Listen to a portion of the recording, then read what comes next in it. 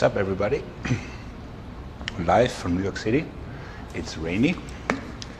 Summer's over. Time to get in shape. So we're training for aesthetics. What does that mean? And most of the time, people just go into the gym. They're like, oh yeah, let's work out. Let's get huge.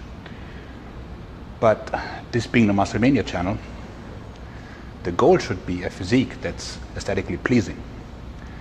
So what that requires is a great deal of honesty, a douchebag, me, telling you what's not good with your physique, and Exhibit A, Ian.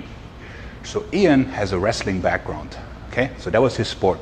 You can tell from his physique, he's got great arms, very jealous, he's got great legs, but now he wants to be a bodybuilder. So now the physique needs to change. So today what we're gonna work on is creating this covered V-taper that people want. So the first thing we gotta do is we gotta bring out his chest, we need to make his delts rounder, and we need to make his lats a little bit wider. So his back is great, it's thick, there's a lot of mass here, but what it's lacking is the spread, okay? So I'm gonna take you through the workout. We're gonna hit all 3 weak points at once, which normally would probably be done over a course of 3 months, but just to give you the idea, we'll be starting with his chest. So for the chest, we'll be doing floor flies. Because his arms and front delts are so powerful, flies are much more advisable to be training than presses. So first things first, let me just get the cable out of the way. Okay, we're good. That's fine. Okay, so go. So shoulder blades stay down, and I'm gonna make sure that he really only works his pecs and nothing else. Okay? I have to be very cautious that his delts do not get up from the floor and they don't get involved. I also don't let him close all the way. So this way, his triceps can't do the work. Remember, this isn't weightlifting, this is just bodybuilding.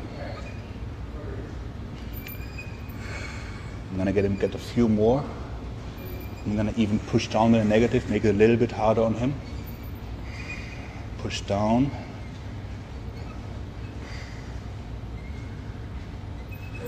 And good, good. So that would be the first exercise for him. I'm gonna give him a quick breather. For the second, we'll be doing flies, where we're coming up, working the pec minor. Again, his arms are so powerful that if I put him, let's say, on the flat bench, it's gonna become a tricep exercise. And then his triceps get even bigger, but his pecs won't get any work done. So, that said, let's get some underhanded flies going. Keeping the weight light, because again, the key is fiber activation. So you're gonna go here, and now you can see his triceps don't do anything, and it's all in the pecs.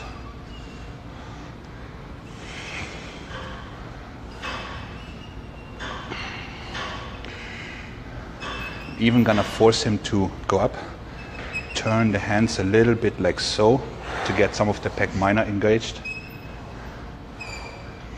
As you can tell, we're working with light weights, and you know what? That doesn't matter.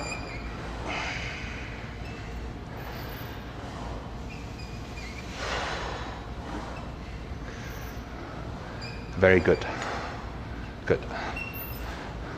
So now I'm just gonna have him do a quick most muscular pose. Good. Just so that he gets that feeling of what it means to contract your chest. Very good. I'm gonna give him a quick breather, and then we'll be doing kneeling crossovers, left over right, right over left. Again, always with the intention of the shoulder staying back and not even locking out. Like if you lock out, it becomes a tricep exercise. It isn't bad per se, but it's not our main goal at the moment.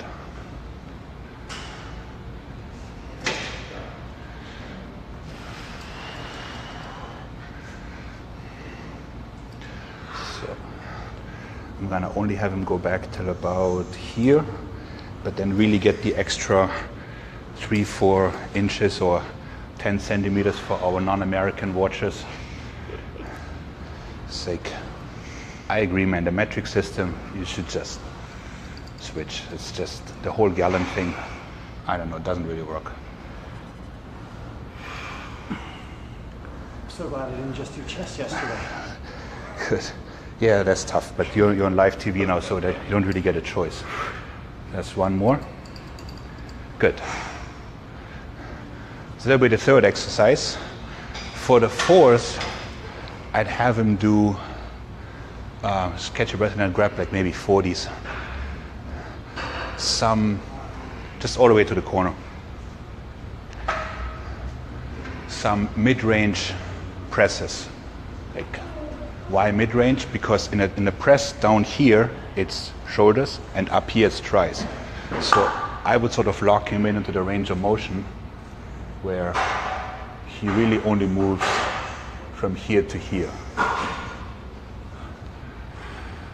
Again, my goal is to take out his strong muscles, which is the front delt and the tricep, and work the weaker parts only, which would be the chest. So if you're by yourself, you could do this obviously at the hammer strength machine or so. That would probably be a tad easier. And just one more. And good. Good. So that would be all. Keep those. We need them for the flex stats. So now we would be moving on to the back. And again, like he's not somebody who needs T-bar rows or single arm rows per se at this juncture, because he has enough thickness. So now it would be more like working on his width. So we'd be starting out with the flex deadlifts, where we're just trying to get an activation in. So again, we wouldn't be going terribly heavy. It would just be coming down and then pushing exactly. So for those of us who are competitively inclined, you'll be doing basically like a standing relaxed pose. Even though I always wonder what that means, like who stands relaxed like this? Like nobody. So this way his back would be activated and be good to go.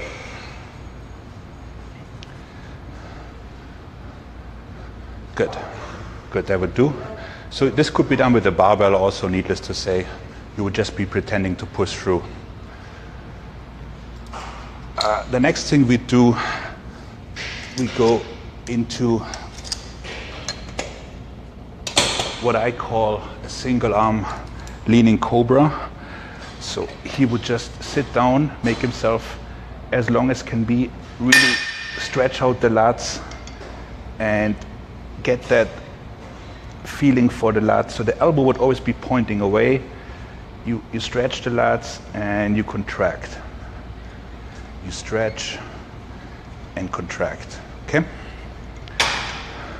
All right, Ian, jump in for a sec.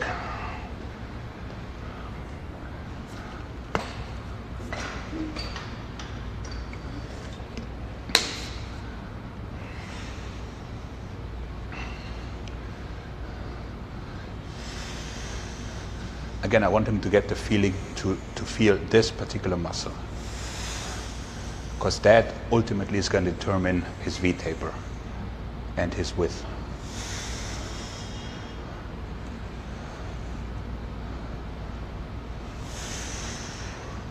Again, form is what really matters. Good. You made that look so easy. So from there on, he would be getting, let's say, 3 or 4 sets here, and then would up the weight and work on, and this one I shall demonstrate just to give him a breather. He's been doing enough work. So the other thing that matters is, I really got to get a wireless cable, is the insertion. So it's true, you cannot change the insertion. So if you have high lats, then you have high lats. Like anybody remembers Franco Colombo, like his lats started out here, whereas Arnold's were rather high. But then again, Arnold did quite well. So point being is that whatever the insertion is, you still got to fill it with muscle.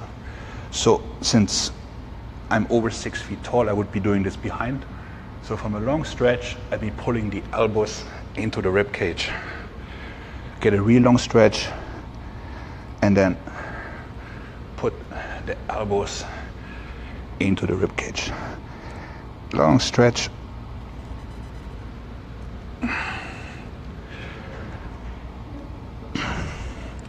So one cardinal rule of bodybuilding is in for out, out for in. So when you're gripping something narrow, you're training the outside of the muscle. If you're doing a wide grip pull-up, it would be the inside of your back. If you're standing close in a squat, you'll be training the outside. If you're standing wide, it would be more on the inside of the quad. So again, since we're training mostly here, he'll be doing mostly narrow grip stuff. But I like to finish with for the back, with a more high rep thing. Just put it at 80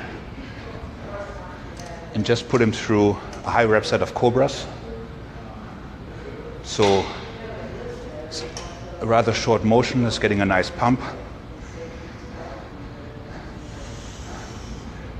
And I would have him do, give or take 20.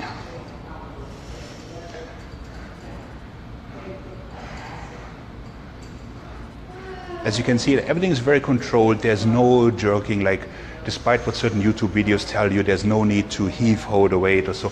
If the weight lifts you as opposed to you lifting the weight, it's too heavy. That's very simple, okay? So if you can control the weight, then yeah, you might be impressing some bikini chick on the treadmill, but you're not really, okay? You're just gonna harm yourself. Good, and then I would have him stand up, and just to keep memorizing the pump and the form, I would have him do like a front double by, very quick. Good. See, now we actually have a flare, okay? So now it looks much, much better already. Very nice, very good. Then leaves up his shoulders. He doesn't need any more front delt work. In fact, most people don't. I always say nobody needs front delt raises. You're just gonna overwork and the muscle that's already being worked a lot. Instead, we'll be starting out with what I call uncrossovers. Not the greatest word, but it's also my third language, so you have to forgive me on that one. So you'll be starting here and simply lock out like so. Pulling from the elbows. It's like a bad double by pose to finish, so to speak. Just from here to here to work your rear delts. That'd be his first exercise. Then I would take him for the leaning side raises. Something that's often butchered and be made into a semi-shrug, so to speak. So I'll be tapping him here. By the way, if you have a training partner that knows what he's doing, a slight tap on the muscle that you're supposed to work would increase the workout efficiency by 40%. So you have to make sure that you touch in a very manly way, of course.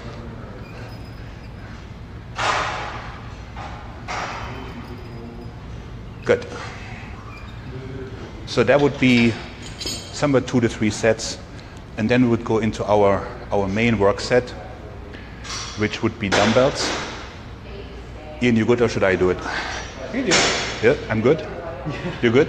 Pretty on the left arm all the time. Otherwise, you let me know. So we'll be having side raises, but as you know, like with dumbbell side raises, like from here, so from here to here, nothing happens, right? So I'd have him start here and then go up. So keep the tension constant. If you bring them all the way down, you're kind of cheating yourself because there's no resistance.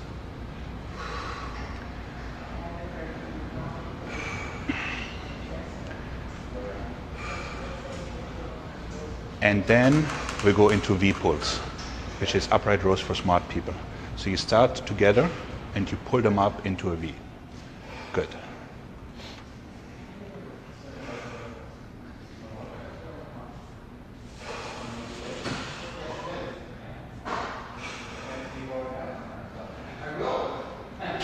Nice. Good. Good. So that would be our main work set for the shoulder. We'll probably do 3 to 4 rounds. And then afterwards, I would actually allow him to go into a press, which would be like a simple clean and press just to burn out. Again, if I put him into a heavy shoulder press, it's going to be his tris and front delts doing the main work. So now we're just going to have, like a burn set to get a little more blood flow going. This could also be done the dreaded Superman presses. But we don't have the energy for that right now. So we'll just be finishing with that. And that will be the workout. So training for aesthetics really means taking a good hard look at your physique and dropping your ego and saying like, okay, what is holding back and what is not there yet? And then, pick a plan, work for it. So like I said, normally, so right now we're working on his chest first. So that would be like a 4-week block. Then the back would be another, and the shoulders would be another. So we just did it all at once to give you guys the idea of how it could work. Thank you, Muscle Mania, for hosting us, giving us opportunity to speak here, and I hope you learned something. And wishing you a good rest of the week. Thank you.